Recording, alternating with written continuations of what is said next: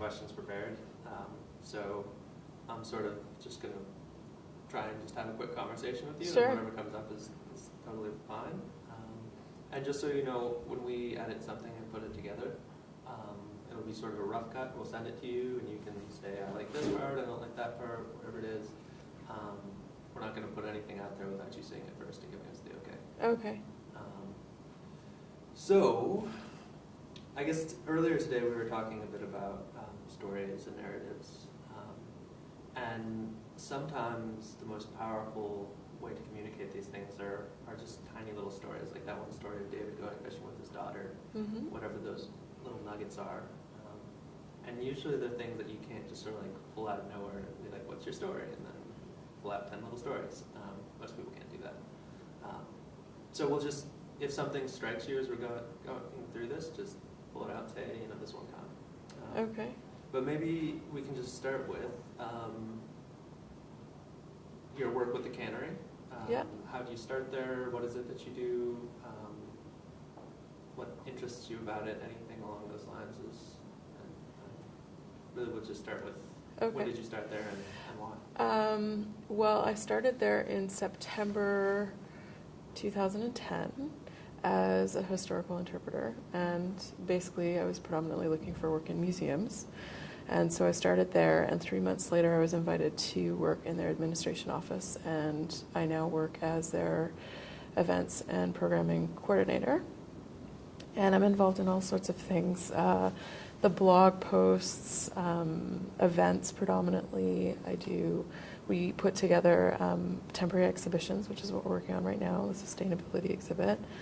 And the draw for me is there are many different things that I'm drawn to there. One is that it's a National Historic Site. So we don't really call it a museum, but it's very much set up like a museum. And that's the type of work that I'm interested in. I'm also interested in the fishing industry and working there. And the more time I spend working there, the more I've come to learn how significant the fishing industry is to Steveston and the history of Steveston. I mean, it is the reason why Steveston is. It is the reason why many Japanese people live in Vancouver. It is the reason why many Chinese people have been drawn to Vancouver. There's a really rich wealth of history there, and the fishing industry was one of the reasons why Vancouver was formed. And so the more I stay there, the more I'm there, the more I learn about the community, the richer the stories become. And it all relates to fishing and how that's had an impact on the communities that live there, nature, and the changes that have taken place over the past century predominantly. So that's sort of the long story, the long side of how I ended up there and why I stay. Yeah. Sure. Yeah. Just one quick thing. The only thing we missed was the actual name, the Gulf of Georgia. Oh, sorry. So maybe if you want to just restate something like I work at. Right. Okay. Right.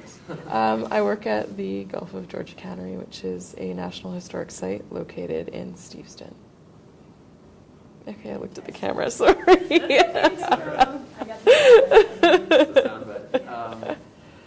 So, can you give me a synopsis, because I'm mostly just curious right now.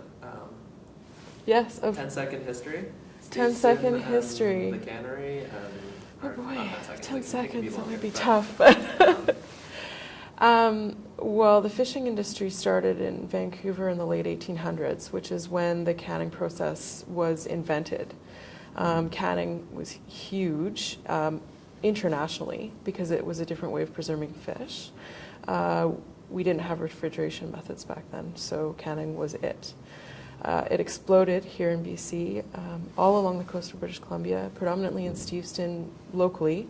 There were 15 canneries along the strip of Steveston. So if you've ever been out to Steveston, it's not what it looks like today. It was 15 canneries, and they all processed thousands and thousands of fish. The cannery I work at, the Gulf of Georgia Cannery, had processed about 20,000 fish in a day. So there was massive fishing happening and massive food production happening. And that all changed with the war and decline in salmon numbers on the Fraser River. And that ours shut down in the 30s. And many of the other ones around shut down around that time as well. Predominantly due to war, as I said, in addition to the decline in fishing numbers. And then they switched to herring later on, so the cannery itself produced herring. But in the area, it was, in terms of where things were booming in Vancouver, Steveston was it, as well as the downtown core, and then New Westminster. That's where the history of Vancouver is in those areas. And the cannery, the history is interesting in that the population influx I think would grow from 400 people in the wintertime to 6,000 people in the summertime. And it drew in First Nations people, Japanese people, Chinese people, and Europeans. So that was the turn of the century. It was the hub of the workplace for most people. It was the hub for work. Mm-hmm. And how did the decline on the Fraser River and the salmon runs affect the community?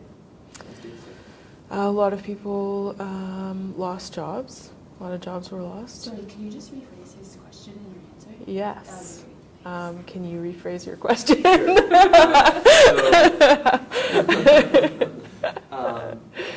Sure. Basically, if you can just start with something along the lines of the decline of salmon stocks in the Fraser River. Yes. And how that affected jobs. Yeah. So the decline in numbers in the early 1900s did have an impact on the people who worked at the canneries. A lot of them lost their jobs, so a lot of them were taken out of work. It was also had an impact on, no, sorry. I'm just thinking, because it was also machinery that came into place that had an impact on the numbers as well and who was working for the cannery. It was predominantly, the canneries had to shut down. A lot of those canneries did have to shut down, which is why you don't see the numbers as high anymore. There weren't, I don't know all the dates of all the different canneries because I predominantly worked for the Gulf of Georgia. But it had an effect on the livelihood. There were a lot more women that came into play though too during the wartime, and they sort of took over a lot of the roles. But predominantly there was a landslide up the Fraser River. The landslide was not natural, it was caused by the building of the railway, and that also caused a decline in salmon numbers, which in turn caused a decline in fishing. So a lot of people were out of work. And there's been fluctuations that have happened over time, but as we all know, the salmon has just been in a continuous decline since then. There's that expression of, a lot of First Nations people say that they could walk across the river on the backs of salmon. I'm not sure if you've heard that, but that's no longer the case, apparently, obviously. So, but yeah, the major impacts happened with the 1913 at Hell's Gate, the changes there due to the railway building, and then this gradual decline in salmon numbers after that period. Mm-hmm. And so, flipping back now to present day and now, what about this program interests you, or why did you take time today to come down and meet with us just on a personal level? Well, okay, so work-related, because we're doing an exhibit on sustainability, that's sort of how we came to be involved with you guys. However, personally, I've always been really drawn to seafood. I like seafood. I actually love seafood, and it's something that has always been a part of my life growing up. I'm born and raised here in Vancouver, so I've always been really close to the ocean. Salmon has always been a part of my upbringing. I lived out east for a while, and people said to me, "Oh, I hate fish. It smells. It stinks." And then, I have this whole perspective that's if you try fresh seafood and have had seafood from the ocean, it tastes and smells so different than something that's been sitting in a store for a long time. So I've always personally had a really close-knit tie to fishing. I've also collected my own clams. I've also gone oyster hunting on my own and done all of these things on my own growing up on the West Coast. And why it's important to me is because I see the changes. This fishing derby that Suzuki was talking about, I did that with my brother when I was a little kid. You know, we were a part of that, and that doesn't exist anymore. It doesn't happen anymore. I see the False Creek area deteriorate slowly as we continue to encroach on it. You know, so if I can make one small change in being someone who shops differently, which this program is teaching me how to shop differently, and it's something I refer to regularly. And as I said, I have the apps on my iPhone, and I do use them, and I do pull them out when I'm grocery shopping. So I've made a few changes, and you know what? I love prawn. Prawn's my favorite of all the seafood, and I don't eat it in the same capacity unless I get it from the boats in Steveston. So, yeah. Well, thanks so much for joining us.